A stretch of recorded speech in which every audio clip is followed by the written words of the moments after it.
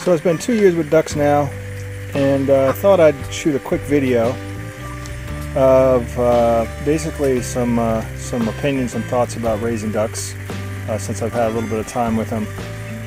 And I wanted to put down some thoughts about all the things that goes into buying ducks, raising ducks, taking care of ducks that would have been nice for me to know when I started, hopefully all in one video. The first question is why did I decide to do ducks other than chickens? I've never raised either. The mentality of raising ducks was basically because of the fact that from what I've read, ducks are easier to take care of, they're stronger, they fall prey to diseases a lot less, their eggs are more nutritious, and they tend to have a better temperament. So for those reasons I decided to raise ducks. I also found out that ducks actually raise produce just as many eggs as chickens do. So the question that you have to ask yourself when you get ducks is, why do you want ducks? Do you want it from the eggs? Do you want it for the meat? Do you want it for just as a pet? But for whatever reason you want a duck for, one of the things you should think about is your lifestyle. These ducks are animals. You do need to take care of them. For me, they are a twice a day necessity to visit and to take care of, maintain. Now, you can see from my videos the way that I've created my coop in my yard. I've done so with the thought of trying to reduce the amount of labor as much as possible, but that being said, I still have to visit them twice a day. And if that is something that you're concerned about with your lifestyle, maybe you ought to just get chicken eggs from the grocery store. So the first question you have to ask yourself before you get ducks is, what kind of breed do you want to get? There are tons of different breeds that are out there that are great for backyard flocks. The first thing I would probably do is go to your Google different duck breeds, and you'll see comparison tables out there that will give you a really good indication of the different types of duck breeds and some of their strong and weak points to them. I've got actually 3 breeds here right now. On the right there is a white hybrid, on the left is a Pekin, and then over here we've got silver appleyards. All of these breeds are strong egg producers, and they are heavyweight and bantamweight ducks. But each of these ducks have different types of temperament that you need to kind of be aware of. So when choosing your breed, like I mentioned, go get a comparison table. Take a look at egg production. They can go anywhere from 180 to 330 eggs per year. The important thing to note when you do get your ducks is that it is going to take, or your ducklings, it is going to take 6 months at the least for them to gain maturity to start producing eggs. The ducklings that I got were these silver appleyards, and it was almost 6 months to a day that they started producing eggs. And then once you start getting your eggs, they're going to look a little messed up because they're still kind of working out their egg producing machinery in their body. But eventually, probably within 2 to 3 weeks, they start producing really nice eggs on a very strong production cycle. I was getting anywhere from 3 to 5 eggs every day with my ducks. Egg size is also something else you have to think about. The bigger the duck, the bigger the eggs. So if you take a look at that white hybrid versus that Pekin, the Pekin's going to produce a much larger egg. The white hybrid maybe give you like a 65-gram egg, whereas the Pekin will give you over 100 grams, and so will these silver appleyards. So size and weight is something to think about. How big of a duck do you want? Now I will tell you, the bigger the duck, the bigger the coop, and the more feed you're going to have. So you kind of need to take that into light when deciding what kind of size duck you want. They go heavyweight, bantamweight, and lightweight. I've got heavyweight and bantamweight here because I wanted to get as big of the eggs as I could, and I had enough room to be able to house them. If you're interested in breeding the ducks, think about mothering, how they actually behave as mothers, their temperament with taking care of ducklings, and then finally their temperament. Some ducks are a lot more calm than others. These silver yards that I have are super calm, super relaxed. They are not loud. The white hybrids there, that smaller duck, she's a little bit more flighty. I did not raise the white hybrid and the pekin myself. I actually bought them as maybe 4 or 5 month old ducks. The apple yards I did raise myself, and so they're a little bit more calm around me, a little bit more relaxed because we have a little bit better of a relationship. So the second thing that you need to think about is the coop. Okay, so this is my coop here. If you're interested in learning a little bit more about it, I have a video of how I built it. It's a raised coop. It is 24 square feet in area. It has a door in the front and then 2 doors in the back. And you'll see that the fence actually goes in between, basically kind of cuts the coop in half. This allows me to open up the back of the coop and get the eggs and clean out the coop. And not disturb the ducks when I do so. So, you know, the reason that I decided to put it on a ramp is because I wanted to increase the predator proofing it. So, you know, the two things that, you know, you want your coop to basically be able to do for you is provide shelter, but also provide protection.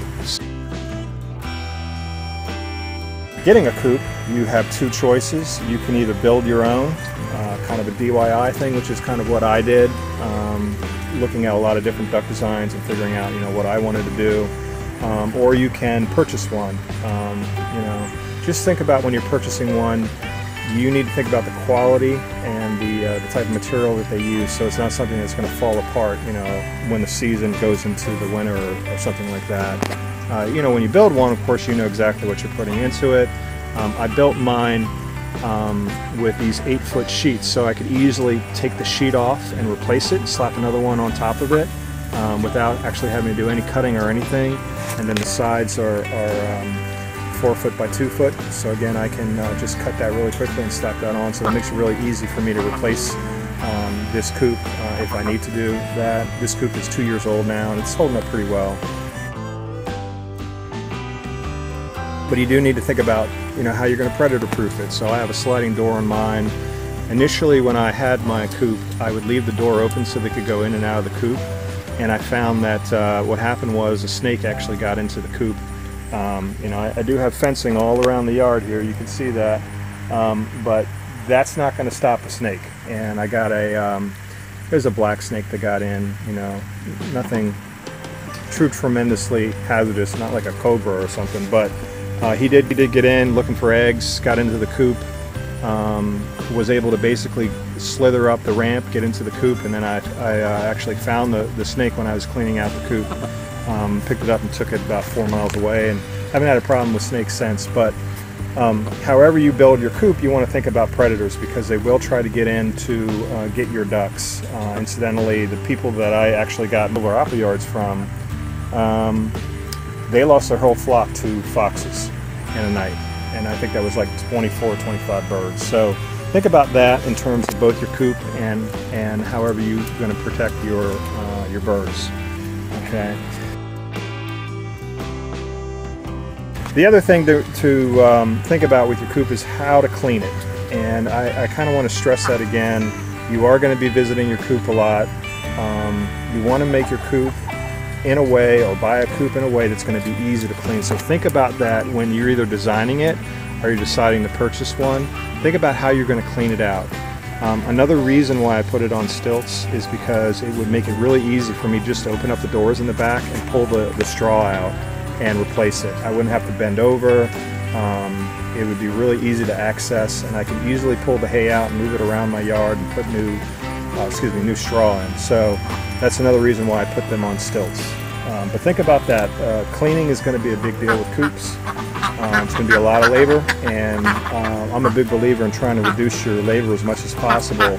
If you got to put a little bit labor into the beginning to make sure that your labor is reduced across the lifespan of the project, you know, you should always try to aim for that. The next thing is food. So how do you want to give your ducks food? So I have this trash can station here with these big 2-inch elbows in it that I fill up basically with feed. This is super easy. These ducks, I have 5 of them. They go through 60 pounds of feed a month. So that's basically a bag and a half of feed. So you're looking at about $24, somewhere around there, $24 of feed a month. So think about that in terms of the cost for keeping your ducks.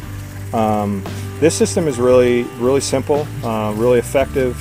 The only issue that I have with it is that it is a little bit open here, so that when it rains, the edges of the feed tend to get you know, moist, and I have to remove them because you don't want them to get moist and start to rot. So that's one of the limitations of this particular design. However, I will say that we don't get that much rain, and I really don't lose that much feed that way, so it's not a super big deal for me. But this is an automatic feeding station where you basically just dump the food in, and that's it. That's all you got to do. Usually I will need to open up the top and move the feed around so that they enter the bottom of the tubes. You know, that takes a couple seconds. So how you're going to feed them is important. Is that going to be something that you're manually going to be doing each day, or are you going to create some kind of automatic system, or are you going to free range them?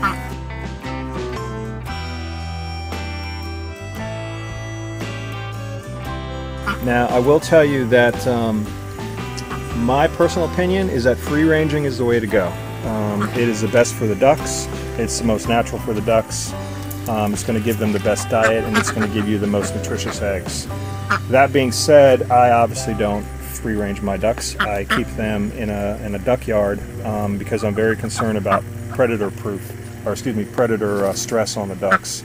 And so I've basically created a duck yard that is roughly 15 by 16 feet for them to live in, and they do pretty well with this. I mean, I would, like I mentioned, rather free range them, but this is the system that I use.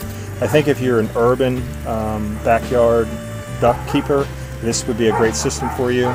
If you're more out in the farmland where you have a lot of area that they can go feed, you know, by all means you should free range them, but just be aware that there is the risk that you could get them attacked by predators. I got a lot of hungry dogs that roam the neighborhood around here that would just love to jump my fence and eat my ducks, so that's one of the reasons why I do what I do.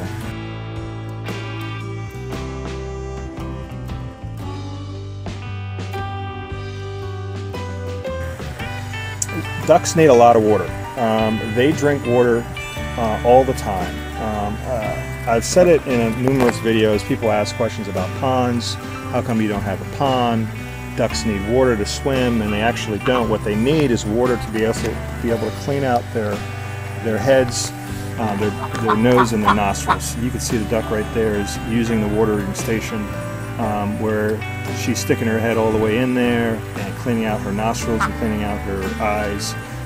But ducks, you know, they're visiting that watering station, which you can see on another video if you're interested, constantly. So however you devise your water system, make sure that you have plenty of water for them. They do need a lot of water, and make sure that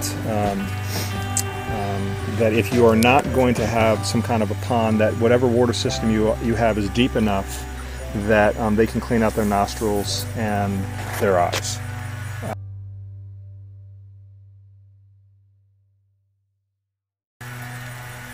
The final thing is, if you do make a decision to have a duck yard, you know, how are you going to keep it clean? Now, obviously through the videos that I've shown you, I use sand. I have about 6 to 8 inches of sand here. It's pretty deep. I actually just put another 4 yards in the beginning of this season. And the sand's actually been doing pretty well. The cleaning system that I use has been working pretty well. You can actually see right here I've got some sand being disinfected right now, being percolating through my my sand cleaning station, which you can see videos on if you're interested in. But however you make a decision to keep them, you do need to know that ducks are pretty dirty. They basically crap and pee on a constant basis, and you're going to have to figure out a way to clean that up. Now the really interesting thing about sand, and the thing that I like the most about it, is yesterday we actually had 4 inches of rain here. We were under a severe flood watch, and we just had a deluge of rain. And you can see the sand is completely dry. There's no mud, there's no standing water. You know, I have seen videos where people have, you know, ducks in their backyard, and it just turns into like 1.5 foot of mud. And that's not healthy for them, and so however if you make a decision that you're going to keep them in a duck yard, think about what you're going to do to you know, give them a nice ground for them to walk on that's good for their feet, that's easy to clean, you're going to be able to disinfect and clean without that much labor. Like I mentioned, I chose sand. That's what I chose, but I've heard of people using pebbles. It's like, you know, like gravel type pea gravel and straw. You know, however you want to do it, it's your choice. But just kind of think about that. If you're going to keep them cooped up, you're very quickly going to create an area of a lot of waste that you're going to need to somehow get rid of. So just kind of keep that in mind.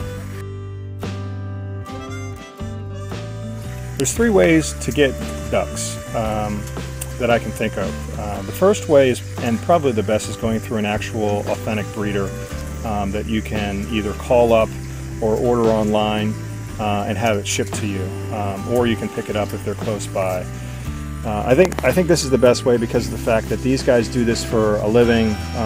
They are very, very, very concerned about the breed and making sure that the breed is authentic, because of the fact that you know, you're picking a breed for a very specific reason, and you don't want to find out that your duck is some kind of mutt hybrid that is not going to perform the way that you think it should. So that's, you know, when you order from these types of breeders, you're going to get a certificate of authenticity. So that's probably the best way. That's where I got my initial first generation of silver apple yards, is through Holder-Reed Farms, which is a breeder out of Oregon. The next way of getting them is through a local breeder. This is my nursery over here. You can see a video of how I actually just got my new ducklings from a local breeder, that person actually got their ducks also from Holder-Reed Farms as well. So they raise ducklings and they breed them, which I don't do. So they had a batch of ducks, and I bought 5 more.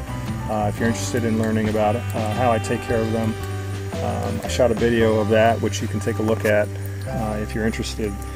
But local breeders are good, you know, provided that you know something about how they take care of their ducks and where they originally got their ducks from. Those things are important. And then the third way is that you can basically just go through something like Craigslist or eBay. I got the Pekin duck and the white hybrid duck through Craigslist. You know, the problem with getting them through Craigslist is you don't know how they were raised, you don't know how they were taken care of. You're also getting them from an area where they could be diseased, and you may not know it until later on. You could be bringing that disease into your flock. So, you know, that's a concern where you're going through Craigslist and bringing a duck into your backyard, into your flock. So just kind of be aware of that. But you can get some really good deals, because a lot of people will get ducks, they'll raise them up, and then they'll make a decision that they don't want to go through the labor to take care of them. I got some ducks that were literally 2 weeks away from starting to breed eggs, which was perfect because I didn't need to sit there and take care of them for 6 months, and I instantly got eggs. So that's something that that you can do in terms of obtaining your ducks. So at the end of this video, I just kind of wanted to talk about maybe some mistakes that I made along the way, some lessons learned that I got that I thought that you should know about. The first thing was, you know, raising ducklings. So I found somebody who was going to be able to go in with me and get some ducklings, and I raised them in a shower in my basement. And you know, when I got them, they were in a little shoe box, and it looked like they were really tiny, to be really easy to take care of. Within a month, they grew very, very large, and like I mentioned, ducks are very, very messy, and it became a huge labor to take care of them. So, you know, my biggest lesson learned on there is that you do not want to get ducks. Absolutely do not want to get ducks until you have a coop, until you have a place to put them, because very, very quickly they will be ready to move from a small little nursery where you have a little heat lamp and a little watering and feed station to a much larger area. They grow up very, very quickly, and depending upon your breed, they'll get big very, very quickly. You know, the second thing that was a lesson learned for me was the cleaning of their yard. So, you know, I knew I wanted sand, and I read some great stuff about sand, but one of the things I didn't think about was how I was going to clean it.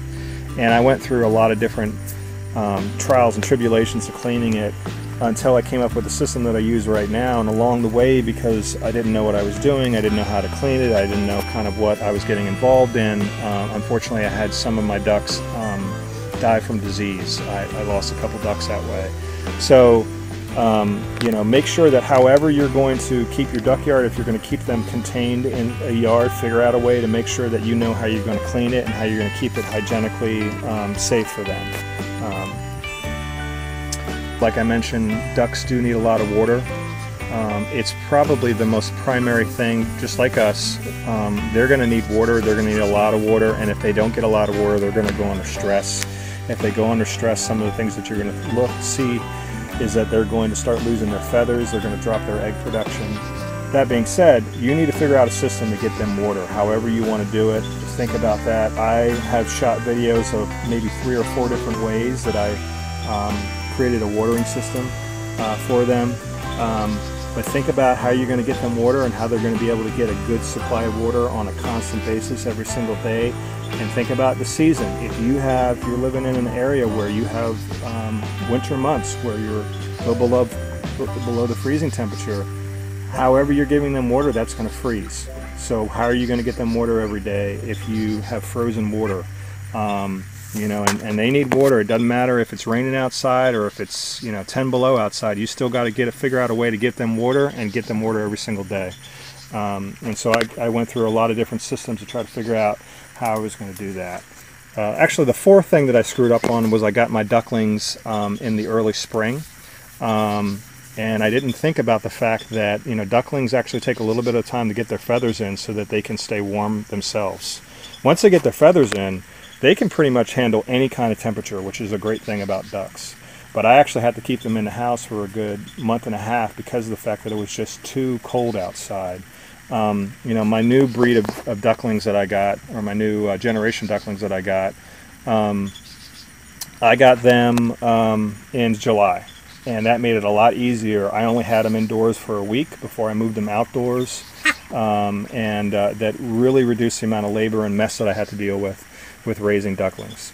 So those are the 4 things that I screwed up on that hopefully you will not. Hope this video has been helpful for you. Those are some of the things that I didn't think about or didn't have a good appreciation for when I first got ducklings. Have a good one.